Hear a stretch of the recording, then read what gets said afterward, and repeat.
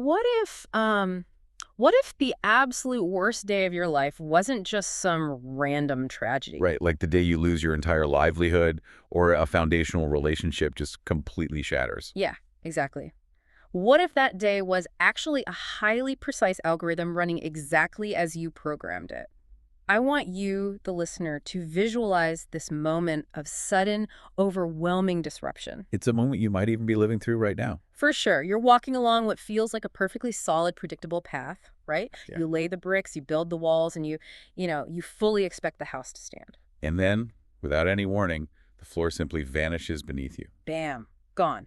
You lose this vital career opportunity that you had anchored your entire identity to. Or like we said, a relationship crumbles overnight, and it just leaves this massive void where your future used to be. You find yourself staring at an insurmountable wall of obstacles where, honestly, a perfectly clear path existed just a breath before. We all know that physical reality, that visceral feeling of panic that sets in instantly. I mean, your heart races, your breathing gets shallow, your vision narrows. Because you feel entirely helplessly at the mercy of chaotic external forces. Biologically speaking, what is actually happening to us in that moment? Well, the human nervous system interprets that sudden loss of structure as an immediate threat to physical survival. Wow, so it feels like actual physical danger. Exactly. The illusion of absolute control shatters, and the individual is left suspended in this existential freefall. The cognitive framework they use to navigate reality is just dismantled. And the brain is just scrambling to find a new pattern to hold on to, right? Precisely. It desperately needs something to anchor to. And what follows that initial biological shock is a very specific and honestly utterly exhausting psychological spiral. I mean, first there's the crushing anxiety of collective judgment. Right, the what will our peers think phase. Yeah. How will society categorize us now that we've, you know, fallen from grace? And then comes the paralysis of the internal interrogation. Where we just ask the void, why is this happening to me? What fatal flaw did I commit to deserve this? And finally, after the panic kind of subsides into a dull ache, you enter this draining, passive cycle of waiting. Sitting amidst the wreckage of your expectations, just waiting for some external shift. You hope for a lucky break, right? Or an apology from someone who wronged you. Just a sudden change in fortune from some invisible hand. You are essentially waiting for the outside world to magically rearrange itself so you can finally feel safe again. Which is a terrible place to be stuck. It is. Yeah. That posture of waiting is the defining characteristic of what we might call the passenger state. The passenger state. Okay, let's unpack that. In this paradigm, an individual treats reality as a rigid external structure that simply happens to them. They view the events of their life like heavy machinery operating around them. Like they just have to passively endure it or dodge it or maybe occasionally benefit from sheer luck. Exactly. But the mission of our exploration today is to radically dismantle that paradigm. We're going to examine the fundamental mechanics of reality, not as a solid, immovable object. But as something highly responsive, right? Yeah. A malleable construct. Yes, we can conceptualize this as a simulation, but we have to abandon the sci-fi imagery of cold computer code and digital matrices. No green rain falling on a screen. Right, no green rain. Rather, it's a living biological and psychological construct governed entirely by your own internal dialogue, your sustained focus, and your fundamental assumptions. So we're outlining how a person steps out of that terrified passenger seat and becomes the actual architect of their lived experience. That is the ultimate goal. But, I mean, knowing you're supposed to be the architect doesn't magically stop the walls from caving in when you get, say, a termination notice at work. No, it doesn't. So how does the architect actually change the code when they are actively hyperventilating? To answer that, we have to look at a universal narrative of profound transformation. And it begins in the most counterintuitive place imaginable. Which is? Absolute, terrifying deprivation. Let's look at the crucible of isolation. Imagine being placed in an extended era of severe, forced isolation. Okay, so we're talking about a scenario where all connections to the outside world are cleanly severed. Completely severed. The social visits stop, the digital messages cease, the voices of loved ones fade into distant memory. Wow. And every material possession, right? Every professional title, every external source of validation you've ever used to prop up your sense of self is completely stripped away. Stripped down to nothing. This scenario forces a profound stripping of the ego. It's a necessary dismantling of the construct itself. Because in the ordinary rhythm of life, we construct our identities out of purely external materials, don't we? We do. We use our jobs, our romantic partnerships, the clothing we drape over our bodies, the social circles we inhabit. To, like, signal our value to the tribe. Exactly. We use these external markers to tell ourselves and the observing world who we are. And from an evolutionary standpoint, this makes perfect sense. Because throughout the dawn of the human cycle, belonging to the tribe literally meant survival. And exile meant certain death. So we're biologically wired to care deeply about the judgment of the collective. But when you're thrust into an endless tide of time with absolutely none of those social props, a terrifying psychological silence descends. The brain panics. Yeah. It panics because it no longer has an audience to perform for. I can only imagine the terror of that silence. It is terrifying at first. However, if an individual can endure that initial terror, what emerges from that silence is nothing short of revolutionary. What happens? In that boundless void, when there is quite literally nothing left to lose and no one left to perform for, a radical realization occurs. The fear of judgment just evaporates. It simply ceases to exist. I'm struggling a bit with this concept of complete liberation through deprivation. How so? Because, I mean, if you remove all external factors, sure, there's no one left to judge you. But doesn't this perspective run the risk of extreme detachment? That's a common concern, yeah. It sounds a bit like putting on a virtual reality headset.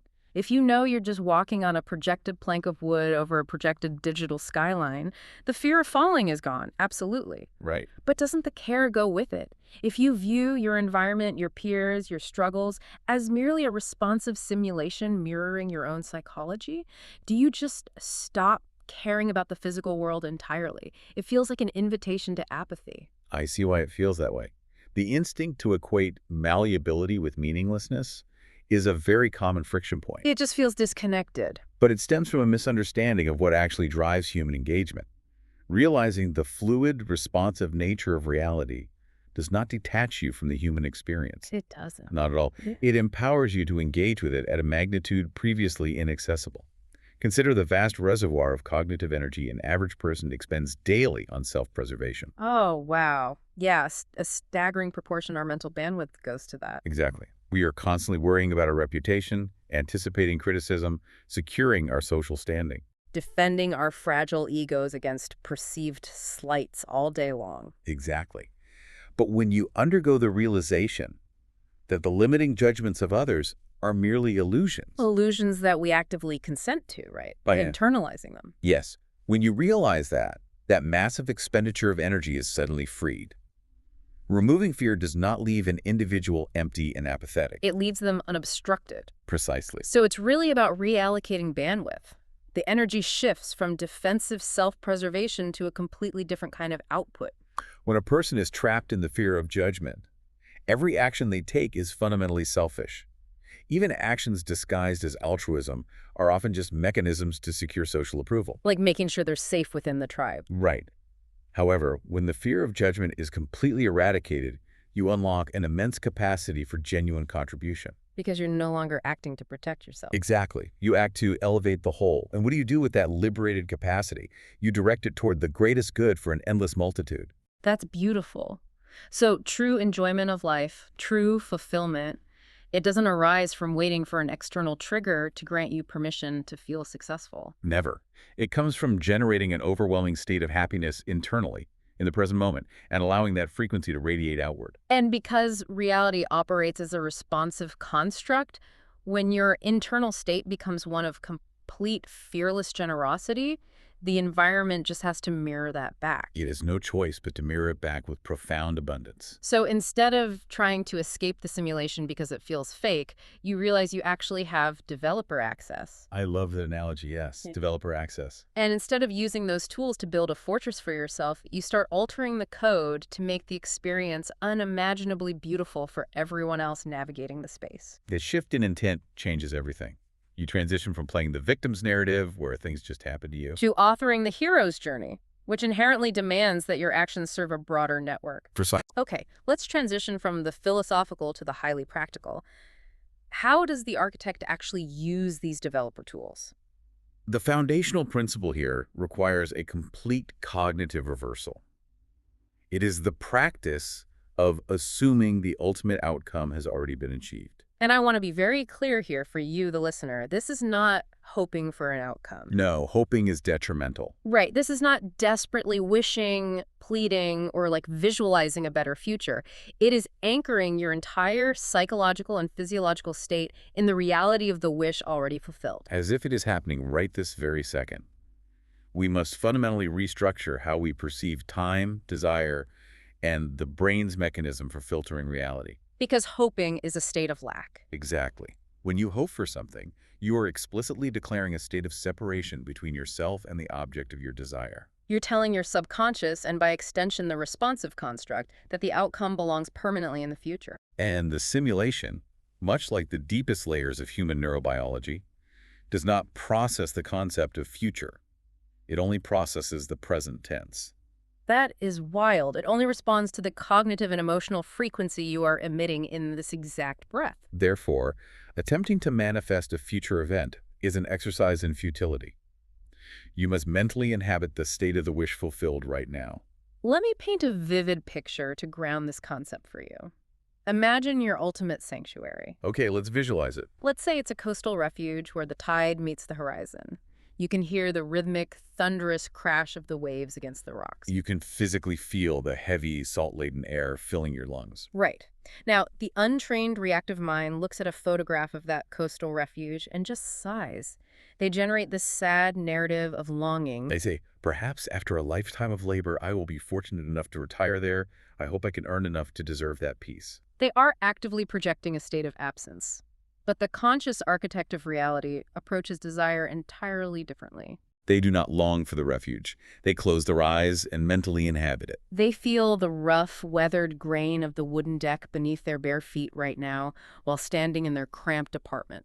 They breathe the coastal air while sitting in rush hour traffic. They operate from the absolute, unwavering conviction that the sanctuary is already their established reality. And the mechanism driving that is fascinating when we look at cognitive architecture. How so? A specific network within the brain acts as a highly specialized filtering gateway. At any given moment, a vast constellation of sensory data is bombarding your nervous system. And the brain just can't process it all, obviously. Exactly. So it filters out the overwhelming majority of information, allowing only what it deems important to reach your conscious awareness. And what determines importance? Your sustained focus and your dominant emotional states. When you deeply inhabit the feeling of the wish fulfilled, you reprogram that cognitive filter. You are actively commanding your brain to scan the environment for opportunities, resources, and pathways that align with that new reality. Yes.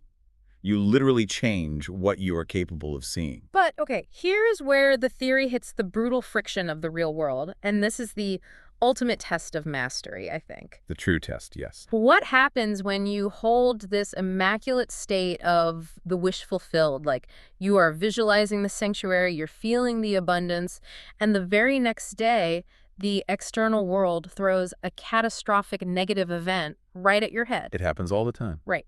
Let's say you are embodying the ultimate state of financial sovereignty, and the following morning, you are abruptly terminated from your primary source of income. The untrained mind instantly drops the visualization.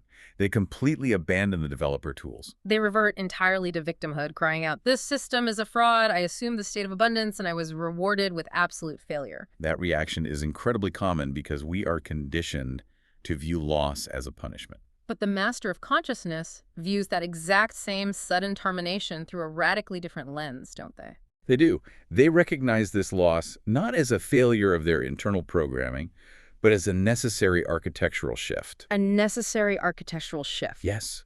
This introduces a vital component of the framework, the concept of the bridge of incidence. Wait, I need to stop and push back on this heavily because, telling someone who just got evicted from their home or someone who just lost a business they poured their soul into that it is merely an architectural shift sounds dangerously close to toxic positivity. I understand why it sounds that way. It just sounds incredibly dismissive of genuine human suffering. How is this not just pasting a fake smile over a devastating reality? Because toxic positivity demands that you suppress negative emotion. It demands you deny the pain of the situation and pretend everything is flawless. Which is basically psychological avoidance. Highly destructive psychological avoidance. What we are discussing is the exact opposite.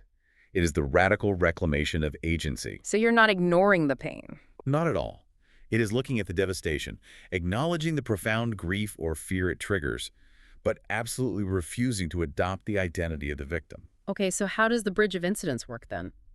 The concept asserts that if you demand a reality of boundless abundance, but you are currently operating within a structure built for scarcity, a job that underpays you, a mindset that limits you, a city that drains you Lundy a little, the responsive construct cannot simply drop the new reality on top of that fragile foundation. The old structure literally must be dismantled. The termination from the job is not a punishment. It is the aggressive clearing of the lot so the new foundation can be poured. Okay, that makes me think of pruning a vital tree. Oh, that's a brilliant analogy. Right. If you watch a master gardener approach a beautiful, established tree with sharp shears and begin slicing off thick, seemingly healthy branches to the untrained observer, it looks like an act of pure vandalism. The novice thinks the gardener is murdering the plant.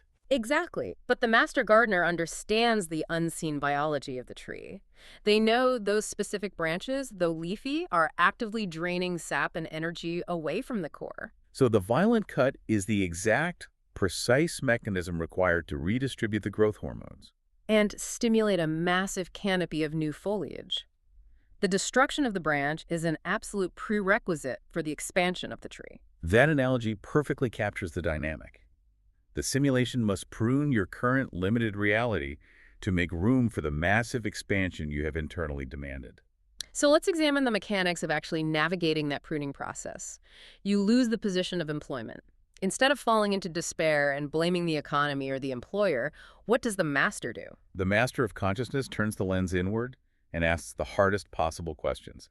They interrogate their own alignment. Like, were you truly operating at the absolute peak of your potential in that role? Were you genuinely engaged in expanding, or had you grown deeply complacent, phoning in your efforts while secretly resenting the work? If we're brutally honest with ourselves, the lion's share of the time, we were stagnant. We were comfortable in our misery, terrified to leap, so the construct just pushed us off the ledge. Precisely. By taking absolute, unshrinking responsibility for the failure, you neutralize the victim mentality instantly. You do not blame yourself in a punitive way, though. No. You recognize the mechanics of the event.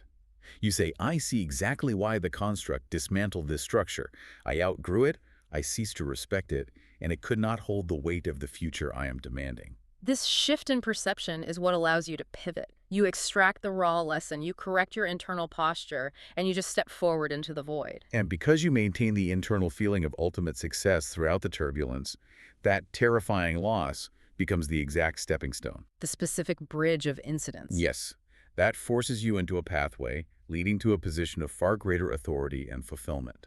It's as if you placed an order for a sprawling castle, but you're currently sitting inside a canvas tent. The construct arrives, looks at the plot of land, and realizes the tent has to go. It brings in the bulldozers to tear down the tent so it can lay the stone foundation. But you are sitting in the dirt, crying over the ripped canvas. A flawless summation. If you demand a state of existence, magnitudes greater than your current iteration, your current psychological framework, your habits, and your material circumstances are likely entirely unable to sustain the new reality. Which seamlessly introduces the understanding of why monumental obstacles are not just common on the path to expansion, but strictly indispensable. They are required. Let's test that theory, because this is the deeply uncomfortable truth that the self-help industry often, aggressively glosses over. We literally ask for our own hardships when we ask for elevation. We do. If you visualize a state of existence far beyond your current capabilities, the universe does not just hand it to you wrapped in a delicate ribbon. It provides the exact grueling crucible necessary to forge you into the person who possesses the capacity to actually hold that new reality without breaking. There is a profound, universal principle that echoes throughout the passage of eras regarding human development. What is it? Seeking vast wealth, boundless authority, or immense influence without first acquiring the profound wisdom required to manage it guarantees self-destruction. Wow. So the architecture of reality is inherently protective. Yes. If a novice mind, driven by unchecked ego and unhealed trauma, were suddenly handed immense power, the result would be universally catastrophic. Destroying both the individual and the multitude within their blast radius. Therefore, the responsive environment generates the necessary friction to forge that requisite wisdom. It is an evolutionary safeguard. So rather than a punishing gauntlet, it is a highly customized training ground. It is a rigorously precise curriculum. tailored to the exact weaknesses of the individual. Let's talk about the demand for absolute patience as an example. Perfect example.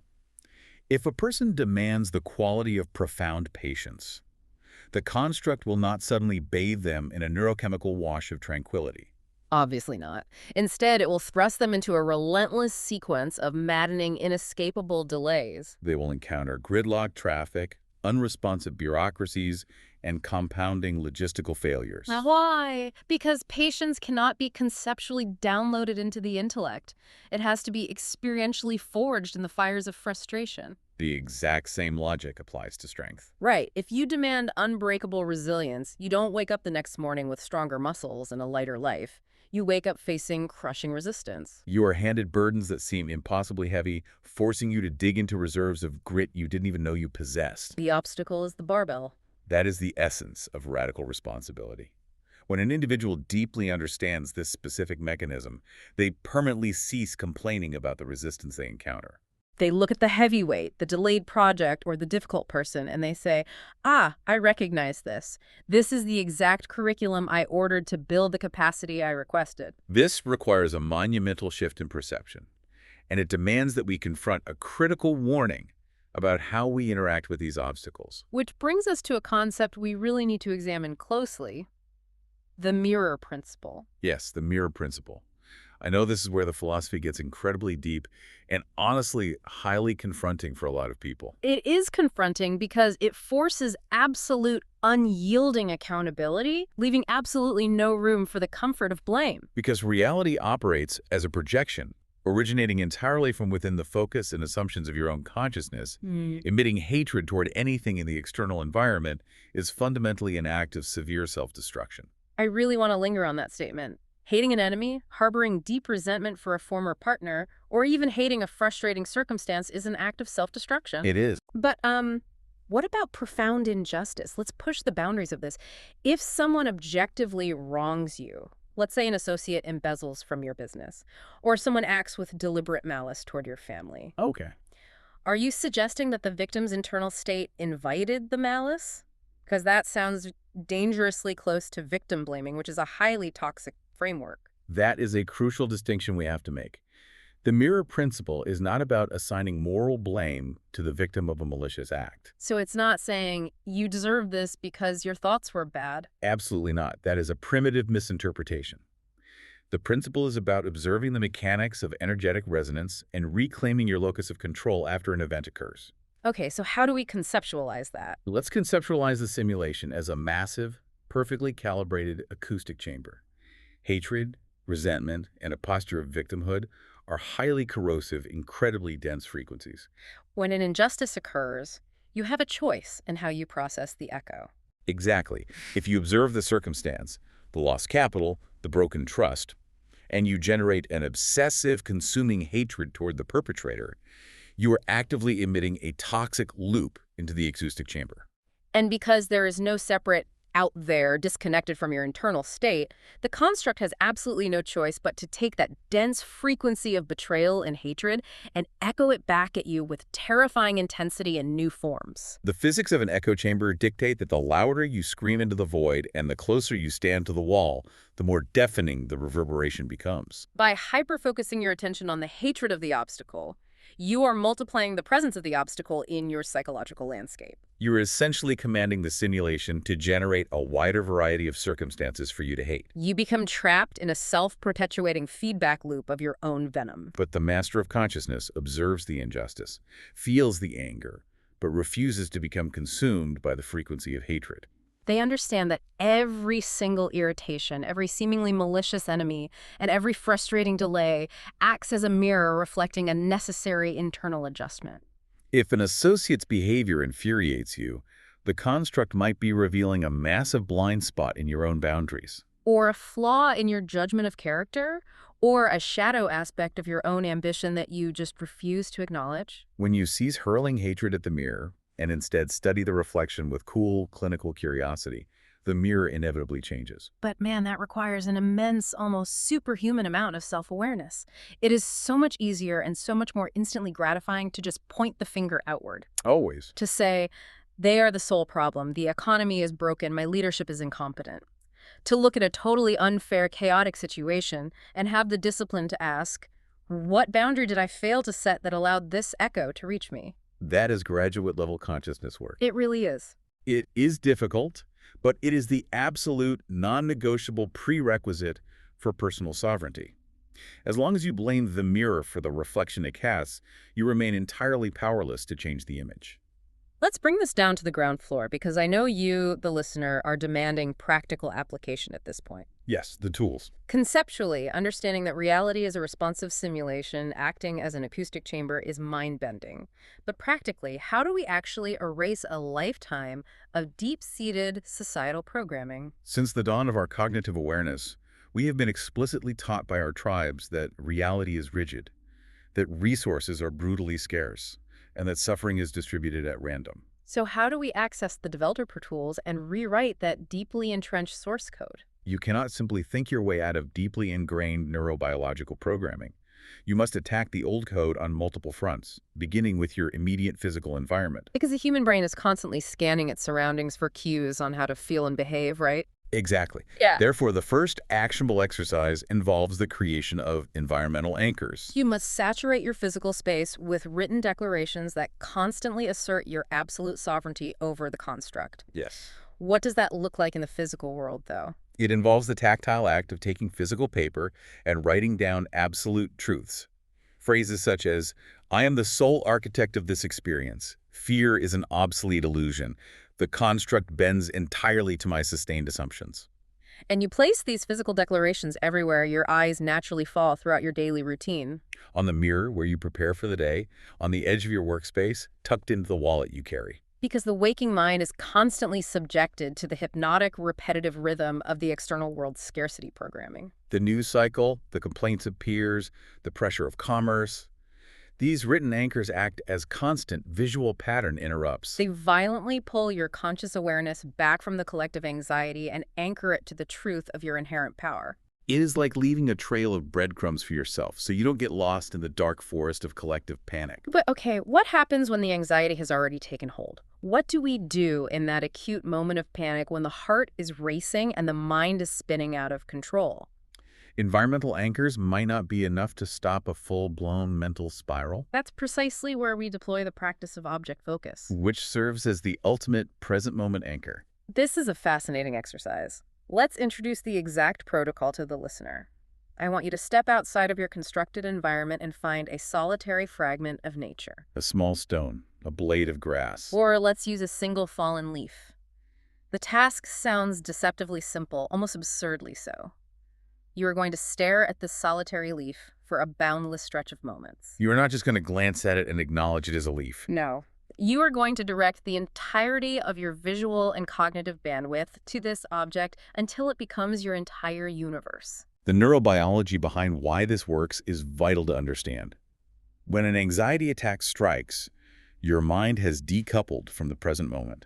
It is engaged in a chaotic, high-speed projection, taking past traumas and launching them into imagined future catastrophes. The default mode network in your brain is running a simulation of worst-case scenarios. So, by forcing the mind into an absolute, unyielding state of present awareness upon a neutral, highly detailed object like mapping the intricate veins of the leaf, Observing the microscopic variations in its pigment, the texture of its edges. you force a cognitive override. The brain simply cannot process complex, future-oriented fear protocols while simultaneously processing hyperspecific, present-tense sensory data. You're essentially throwing a circuit breaker in the nervous system. Naturally, the ego will rebel violently against this. It will scream for stimulation, it will insist this is a massive waste of time, and it will flood your vision with 1,000 urgent things you should be worrying about instead. The mind throws an absolute tantrum.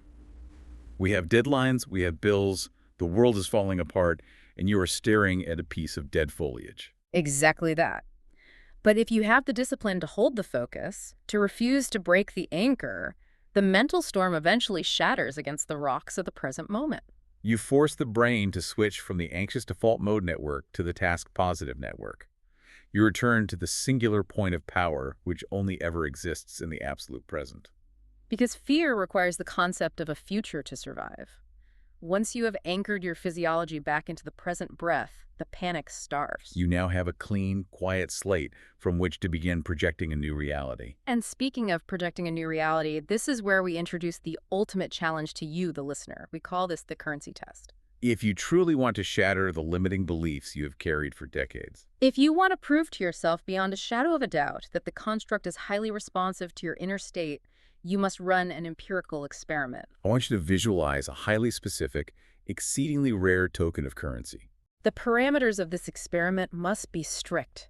This cannot be an everyday object. No, it must be an item your conscious logical mind knows is statistically highly improbable to encounter organically in your daily routine. Because if you visualize a common coin or a standard bill when you find one on the sidewalk the next day, your logical brain will immediately dismiss it. It will say, that was just a statistical probability. It means nothing. But if you choose a highly unique, rarely circulated denomination, a specific archaic coin, or a uniquely stamped bill from a foreign origin that has no business being in your city. The trap is set for the logical mind. The critical mechanism of this exercise is not merely generating a flat, two-dimensional mental image, right? No. The simulation, much like the deepest layers of your subconscious, does not respond to dry intellectual thoughts.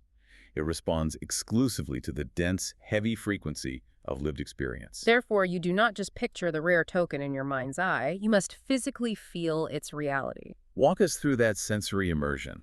How deep into the physiological experience do we need to descend? You find a moment of stillness, close your eyes, and you manufacture the tactile sensation with absolute precision. You feel the crisp, unique texture of the paper or the cold weight of the metal resting in the center of your palm. You imagine holding the object up to your face, pulling in a deep breath, and smelling that distinct metallic scent of the ink or the aged copper. You hear the crisp friction as your thumb rubs against the surface. You immerse your sensory processing so deeply into this generated reality that your brain genuinely cannot distinguish whether the token is resting in your physical hand or existing solely in your imagination. And then comes the vital threshold. You must allow yourself to drift into sleep while completely immersed in the feeling of already possessing this rare object. You carry it across the threshold of wakefulness into the hypnagogic state, saturating the subconscious. That is the precise mechanism. As the conscious mind powers down, the subconscious remains wide open.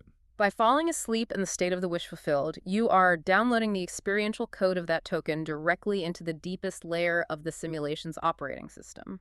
And when you execute this successfully, abandoning all desperate attachment to how the object will arrive, the construct will maneuver circumstances to deliver it. That highly improbable object will materialize in your physical environment. A cashier will inexplicably hand it to you as change. You will find it wedged in the pages of a forgotten book. A distant acquaintance will randomly decide to gift it to you. And when that exact moment arrives, when that exceedingly rare token physically rests in the palm of your hand, bearing the exact texture and scent you mapped in your mind, it triggers an earth-shattering psychological cascade.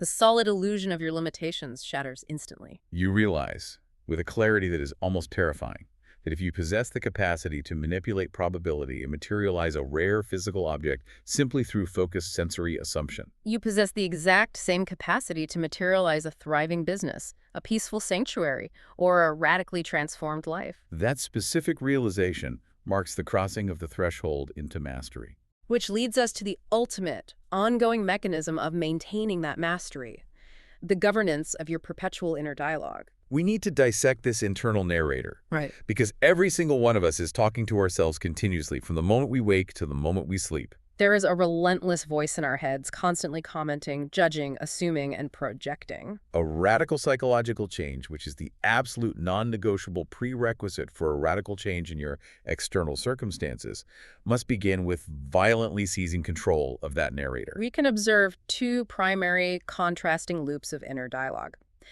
The overwhelming majority of the human population operates on a destructive, self-fulfilling loop. Their internal narrator constantly broadcasts statements of lack. Nothing ever works out for me. The tide is perpetually turning against my efforts. I am always struggling just to keep my head above water. People are inherently untrustworthy. And because the simulation functions as an acoustic chamber and the brain operates on confirmation bias, it outpictures that exact narrative. The brain actively filters out opportunities and highlights threats. It manifests the sudden breakdown of the vehicle, the unexpected financial drain, the hostile interaction with a stranger, all serving to prove the internal narrator right. The images you hold in your mind, narrated by that persistent inner voice, are constantly outpicturing themselves, rendering your internal state into physical reality. To break this, the master must deliberately dictate a new, empowered script. They must forcefully interject a new narrative. Every single event, regardless of its appearance, is perfectly orchestrating my ultimate benefit. The tide is constantly rushing in my favor. I am a magnet for boundless abundance and profound connections. And doing that is incredibly difficult when the physical reality hasn't caught up yet. That is the true friction point. You have to speak the empowered loop while standing knee-deep in the wreckage of the destructive one. It requires an iron will. You must boldly, consistently lie to your current physical senses till your physical senses conform to the new truth. To demonstrate how rapidly this shift can alter your internal state, let us engage you, the listener, in a real-time cognitive experiment. Yes, I want you to participate in this right now, wherever you are, whatever you are doing. Ask yourself this specific question and observe the immediate chemical and emotional shift in your body. How would it feel as a massive, life-altering influx of unexpected wealth arrived for you by the end of this day? Observe the mechanics of what occurs the very millisecond that question is posed. Merely asking the question forces the brain to instantly halt its current anxiety loop. The brain operates much like a search engine. When you input a query, it is compelled to fetch the corresponding data. You instantly picture the heavy weight of debts dissolving.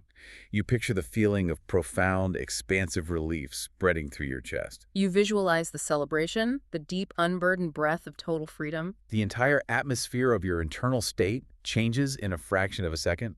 The tension in the shoulders drops. The breathing deepens. Just from posing a single question to the internal search engine. If you ask the search engine, why am I perpetually failing? It will instantly fetch an exhaustive list of memories, insecurities, and evidence of your failures. But if you ask, how does it feel to be completely financially sovereign? It must fetch the sensory experience and the physiological posture of freedom. But the architecture of a new reality isn't built by just visiting that feeling for a brief 30-second thought experiment and then returning to panic. Right. The true labor is sustaining it. That is the discipline. You must maintain this specific internal frequency for a sustained cycle of sunrises. It must transition from a brief exercise into your default resting state. And what is profoundly beautiful about this specific mechanism is that once the state is sustained, you do not have to forcefully micromanage the external world to make your desires happen. When your internal frequency genuinely shifts to abundance, the nature of your actions changes entirely. We really need to distinguish between forced action and inspired action because they look similar from the outside but produce wildly different results. Forced action originates from a state of profound lack. It is driven by panic, anxiety, and the desperate, grinding need to force an outcome into existence because you fundamentally believe you do not have it. It is exhausting. It feels like pushing a boulder up a mountain, and it frequently leads to dead ends because the underlying frequency emitting into the simulation is fear. Inspired action operates on a completely different physical law. Because you have already assumed the state of the wish fulfilled, the panic is gone. You are relaxed. From that relaxed state, you suddenly feel a gentle, intuitive nudge to make a specific phone call, to take a different route on your commute, or to open a book you haven't touched in years. It doesn't feel like a monumental effort. It feels completely natural. You don't feel like you are desperately moving mountains. You feel like you are simply walking downstream with the current at your back. You do not force the outcome to appear. Rather, the newly transformed version of you naturally, effortlessly walks the exact sequence of steps required to encounter it. The bridge of incidents simply unfolds beneath your feet as you walk. Exactly. This has been an incredibly profound exploration of human potential and the hidden mechanics of our reality. It's a massive journey to undertake. To synthesize the ground we have navigated today, we began with a relatable image of a person paralyzed by a sudden collapse of their world, feeling like a fragile victim of circumstance, trapped in a chaotic maze, waiting endlessly to be saved by an outside force. Through dismantling the illusions of judgment and understanding the responsive nature of this construct, we arrive at the staggering realization that this person is actually the architect. You are the one who designed the maze, and you designed it specifically to provide the necessary friction to train yourself, to forge the resilience and wisdom required to handle the greatness you demanded. We possess a boundless capacity to dictate our physical reality simply through the rigorous, unwavering mastery of our own attention, our assumptions, and our inner dialogue. And it is absolutely vital to reiterate the ultimate purpose of reclaiming this agency. Yes. This mastery is never meant to be utilized for selfish hoarding. Designing a reality of pure, isolated comfort just to hide away from the friction of the world is a tragic misuse of the architecture. When an individual achieves a state of zero fear, when they learn to generate boundless abundance from within their own consciousness, the only logical, deeply fulfilling next step is to elevate an endless multitude of others alongside them. You become a living beacon of proof that the simulation is malleable. You show others, through your own emanation, how to break their own psychological chains. You essentially rewrite the source code for the entire network you touch. Now, to leave you, our listener, with a final provocative concept to mull over as you step back into the flow of your day. We discussed how the construct provides exactly the crucible you need to become who you desire to be.